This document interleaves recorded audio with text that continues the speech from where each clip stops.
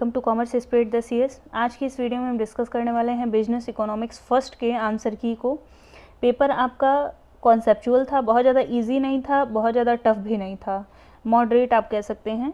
कुछ क्वेश्चंस ऐसे थे जो थोड़ा सा घुमाऊ था और बाकी इजी भी क्वेश्चंस आपके कई सारे हैं। तो सबसे पहला आपको क्वेश्चन है, in production process if labour is increased and capital is reduced this is called. अगर उत्पादन प्रक्रिया में लेबर को बढ़ा रहे हैं तो पूंजी को घटाना पड़ेगा। इसका मतलब क्या है कि जो संसाधन है वो स्थापन उनका एक दूसरे के साथ सब्सटीट्यूशन पॉसिबल है। क्वेश्चन नंबर 2 है आपका, the study of change in output due to change in only one factor. जब एक संसाधन में परिवर्तन किया जाता है और उत्पादन में परिवर्तन होते हैं तो उसको किस में अध्ययन किया जाता है? तो ये होगा ऑप्शन नंबर डी आपका, साधन के प्रतिफल और परिवर्तनशील अनुपातों के नियम, दोनों इसको कहा जाता है। क्वेश्चन नंबर 3 है आपका, which of the following qualities is found in land. भूमि में कौन कौन सी विशेषता पाई जाती है? तो फिक्स्ड इन सप्लाई होता है, यानी कि अगर भूमि आपकी एक, जैसे ये अर्थ है अगर, तो अर्थ का जो एरिया है वो हमेशा इतना ही रहेगा, इसको बढ़ाया नहीं जा सकता है। तो ये जो इसकी सप्लाई होती है, जो इसकी पूर्ति होती है, वो हमेशा स्थिर रहती है। फ्री गिफ्ट ऑफ नेचर, प्रकृति के द्वारा दिया गया है और मानव के द्वारा नहीं इसको बनाया जा सकता। ऑप्शन नंबर डी करेक्ट है। क्वेश्चन नंबर 4 है आपका, an L shaped isoquant has an elasticity of substitution. Elasticity of substitution कैसा होता है? 0 होता है अगर एल शेप का आपका आइसोकॉन्ट कर्व है तो। क्वेश्चन नंबर 5 है आपका, an isoquant is similar to. Isoquant किसके बराबर होता है? तो वो होता है इंडिफरेंस कर्व, यानी कि ऑप्शन नंबर सी।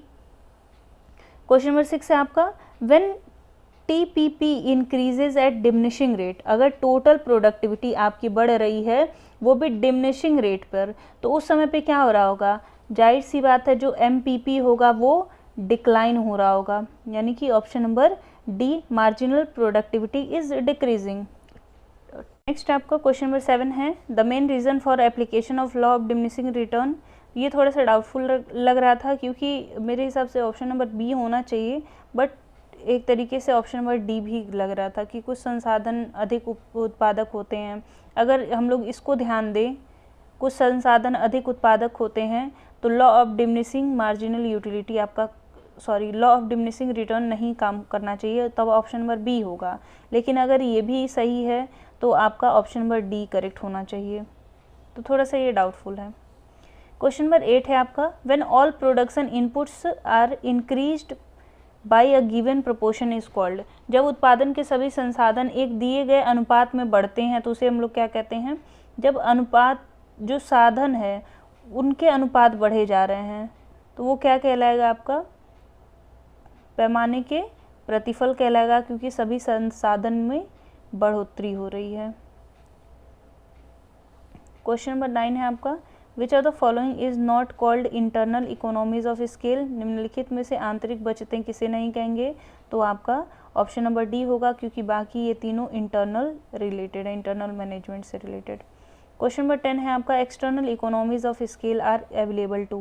पैमाने के बाह्य बचतें प्राप्त होती हैं तो ये प्राप्त होती हैं लार्ज स्केल को। क्वेश्चन नंबर 11 है आपका, while drawing an isoquant we generally take. जब सम उत्पाद वक्र को बनाया जाता है तो उस समय पे किसको ध्यान में दिया जाता है? लेबर और कैपिटल को। ऑप्शन नंबर सी होगा आपका।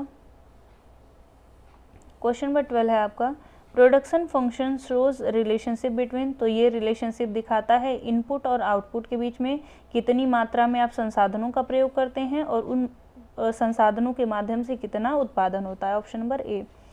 क्वेश्चन नंबर 13 है आपका, the difference between total cost and variable cost is called. Total cost में से अगर वेरिएबल कॉस्ट को घटा दिया जाए तो क्या बचेगा? फिक्स कॉस्ट बचेगा, क्योंकि फॉर्मूला क्या होता है? Total cost is equal two variable cost plus fix cost.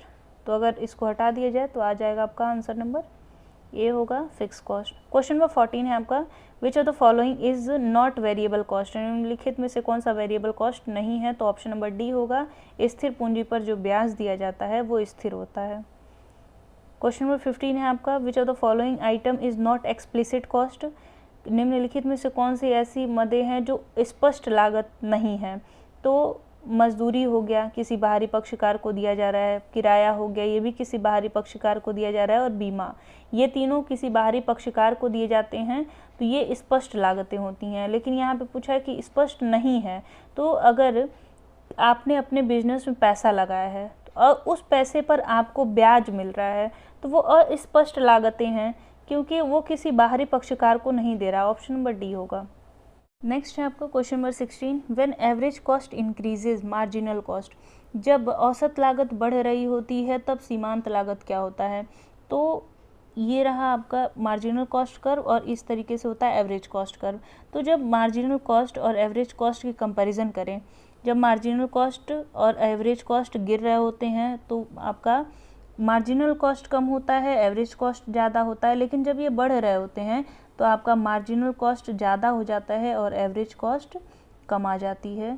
तो ये होगा आपका ऑप्शन नंबर ए, कि औसत लागत से उस समय सीमांत लागत अधिक होती है। क्वेश्चन नंबर 17 है आपका, when marginal cost curve cut average cost curve from below, जब marginal cost curve average cost curve को नीचे से काटेगी तो उस समय पर क्या हो रहा होता है। तो उस समय पे दो स्थितियां हो रही होती हैं, एक तो एवरेज कॉस्ट मार्जिनल कॉस्ट के बराबर होता है, और दूसरा होता है कि एवरेज कॉस्ट उस समय पे लिस्ट पर रहता है, इसके बाद वो बढ़ना स्टार्ट कर देता है। ऑप्शन नंबर डी होगा। क्वेश्चन नंबर 18 है आपका, इन लॉन्ग रन, दीर्घकाल में क्या होता है। तो दीर्घकाल में क्या होता है, जितने भी वेरिएबल फैक्टर हो, जितने भी प्रोडक्शन के फैक्टर होते हैं वो वेरिएबल होते हैं। ऑप्शन नंबर ए होगा। फिर है क्वेश्चन नंबर 19 आपका, which of the following is correct, निम्नलिखित में से कौन सा सही है। तो total cost is equal to क्या होता है, fix cost plus variable cost. Option number B होगा। क्वेश्चन नंबर 20 है आपका, isocost line indicates the price of, iso लागत रेखा किसके बारे में बताती है। तो वो इनपुट के बारे में बताती है, आप कितने संसाधनों का प्रयोग करते हैं उनकी क्या कीमत है। क्वेश्चन नंबर 21 है आपका, which of the following is not property of an isoquant, निम्नलिखित में से कौन सा सम उत्पाद वक्र की विशेषता नहीं है। तो सम उत्पाद जो इंडिफरेंस कर्व का विशेषता होता है वो सारा का सारा आइसोकॉन्ट का भी होता है। तो ऑप्शन नंबर बी होगा, क्योंकि ये कभी भी जो अक्ष होते हैं, यानी कि एक्स अक्ष हो गया और वाई अक्ष हो गया, इन दोनों को कभी भी वो स्पर्श नहीं करती है। तो यहाँ पर पूछा है कि वो विशेषता नहीं है, यहाँ पर दिया हुआ है कि दोनों अक्षों को स्पर्श कर सकते हैं, ऐसा बिल्कुल नहीं होता है। ऑप्शन नंबर बी होगा। क्वेश्चन नंबर 22 है आपका, dash utility is a zero at point of satisfy, पूर्ण संतुष्टि के स्तर पर उपयोगिता शून्य होती है। तो आपका टोटल यूटिलिटी इस तरीके से है, मार्जिनल यूटिलिटी है और एवरेज यूटिलिटी है। यहाँ पर जब ये शून्य रहता है, ये कौन सा पॉइंट है, MU का है, इसी के बारे में पूछा है कि कौन सी यूटिलिटी ज़ीरो रहती है, तो वो होता है आपका मार्जिनल, और कौन सी यूटिलिटी मैक्सिमम पे रहती है तो वो होता है TU, total utility. Question number 23 है आपका, मार्शल्स डेफिनेशन ऑफ इकोनॉमिक्स, तो मार्शल की डेफिनेशन कल्याण संबंधी थी, वेलफेयर सेंटर्ड। क्वेश्चन नंबर 24 है आपका, economics is defined as a science of choice making, अर्थशास्त्र को चुनाव करने की विज्ञान के रूप में परिभाषित किया जाता है। तो ये दिए थे रॉबिन्स। क्वेश्चन नंबर 25 है आपका, modern definition of economics is growth oriented, जो अर्थशास्त्र की आधुनिक परिभाषा है वो विकास संबंधी है, और इसको दिया था सैमुएल्सन ने। क्वेश्चन नंबर 26 है आपका, ये क्वेश्चन थोड़ा सा समझ में नहीं आ रहा था, मैंने दो तीन बार पढ़ा है, लेकिन वो क्वेश्चन समझ में नहीं आ रहा था, क्योंकि यहाँ पे क्वेश्चन में दिया हुआ है कि यदि किसी वस्तु की कीमत में कमी होने के बावजूद भी उस वस्तु की मांग अपरिवर्तित रहती है तो इसको क्या कहेंगे। ये जो ऑप्शंस दिए हुए उसके हिसाब से मुझे ये क्वेश्चन नहीं समझ में आ रहा था, हो सकता है किसी को समझ में आ रहा हो तो वो आंसर बता सकता है। क्वेश्चन नंबर 27 है आपका, when marginal utility is zero total utility will, जब मार्जिनल यूटिलिटी शून्य पर रहती है तो उस समय पे क्या होता है आपका TU आपका मैक्सिमम पे रहता है। ऑप्शन नंबर बी होगा। क्वेश्चन नंबर 28 है आपका, marginal utility curve of a given commodity for a given consumer is also called, तो इसको हम लोग कहते हैं डिमांड कर्व। क्वेश्चन नंबर 29 है आपका, demand is impacted by a change in, demand किससे प्रभावित होता है। तो इनकम हो गया, पॉपुलेशन हो गया और प्राइस हो गया, ऑल ऑफ द एबव होगा। क्वेश्चन नंबर 30 है आपका, expansion and contraction of demand is due to change in, मांग में विस्तार और संकुचन किसके कारण होता है, तो वस्तु की कीमत के कारण, ऑप्शन नंबर ए होगा। क्वेश्चन नंबर 31 है आपका, law of diminishing marginal utility is related to, सीमांत उपयोगिता ह्रास नियम किससे संबंधित है, उपभोग से संबंधित है। क्वेश्चन नंबर 32 है आपका, generally the demand curve of a commodity is, सामान्यतः मांग वक्र किस प्रकार का होता है, तो वो नीचे की तरफ होता है। क्वेश्चन नंबर 33 है आपका, if an increase in price of X commodity increases the demand for Y commodity then X and Y are dash commodities, जब एक्स कमोडिटी के प्राइस में इंक्रीमेंट हो रहा है उसके साथ डिमांड आपका इंक्रीज हो जा रहा है वाई कमोडिटी का, तो इस समय पे ये दोनों वस्तुएं किस प्रकार की वस्तुएं हैं, तो ये होती हैं सब्सटीट्यूट गुड, क्योंकि जब किसी भी कमोडिटी के प्राइस बढ़ते हैं तो उसके साथ उसका डिमांड कम हो जाता है, और जब डिमांड कम हो रहा है एक्स का तो हम लोग वाई का प्रयोग कर रहे हैं, तो उसको हम लोग बोलते हैं स्थानापन्न वस्तुएं। क्वेश्चन नंबर 34 है आपका, law of demand is applicable in case of, मांग का नियम किस पे लागू होता है, तो ये होता है सामान्य वस्तुओं पे, बाकी ये जो दोनों ऑप्शन दिए हुए थे वो एक्सेप्शन है, अपवाद है। क्वेश्चन नंबर 35 है आपका, when the demand curve is parallel to X axis the elasticity of demand will be, जब आपका मांग वक्र एक्स अक्ष के समानांतर है तो उस समय पे क्या हो रहा होता है, इलास्टिसिटी इज इक्वल टू अनंत होती है, इन्फिनिटी होती है, ऑप्शन नंबर बी करेक्ट था। क्वेश्चन नंबर 36 है आपका, in case of demand curve parallel to Y axis, अगर इलास्टिसिटी आपका वाई एक्सिस पे है तो उस समय पे क्या होगा, वो 0 होगा। क्वेश्चन नंबर 37 है, cross elasticity of demand is negative in case of, cross elasticity किसमें ऋणात्मक होती है, तो ये होता है आपका कॉम्प्लीमेंट्री गुड में।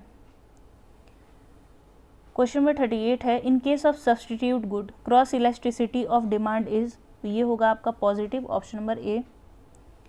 क्वेश्चन नंबर 39 है आपका, cross elasticity of demand is 0 in case of, cross elasticity कौन से वस्तुओं के संबंध में 0 होती है, तो अगर कोई वस्तु एक दूसरे से स्वतंत्र है, संबंधित नहीं है, तो उस समय पर क्रॉस इलास्टिसिटी 0 होती है। लास्ट क्वेश्चन था आपको question number 40, at mid point of a straight line demand curve elasticity of demand is, एक सीधी रेखा वाले मांग वक्र के मध्य बिंदु पर मांग की लोच कैसी होगी, तो वो होती है 1, वो आर्क इलास्टिसिटी के माध्यम से हम लोग दिखाते हैं, तो वो होता है। आई सारे क्वेश्चन समझ में आए हो, किसी क्वेश्चन में अगर डाउट होगा तो पूछ लीजिएगा, और ये मैं नहीं कहती हूँ कि 100% सारे के सारे क्वेश्चन का आंसर सही है, बट एटलीस्ट 95 to 98% आपके सारे क्वेश्चन के आंसर सही ही हैं। अगर एक दो क्वेश्चन का आंसर गलत होता है उसके लिए सॉरी, और मिलते हैं नेक्स्ट वीडियो में। कुछ क्वेश्चंस बाकी हैं आपके इकोनॉमिक्स सेकंड पार्ट के, बाकी 3 वीडियोस अपलोड हो चुके हैं, उसको आप बीकॉम सेकेंड सेमेस्टर के नाम से एक प्लेलिस्ट बनी हुई है, उसमें से जा करके देख लीजिएगा कि कौन सा सेकेंड सेमेस्टर से सेकेंड इकोनॉमिक्स के सेकेंड पार्ट से रिलेटेड है, तो उसको देख लीजिएगा। मिलते हैं नेक्स्ट वीडियो में, धन्यवाद।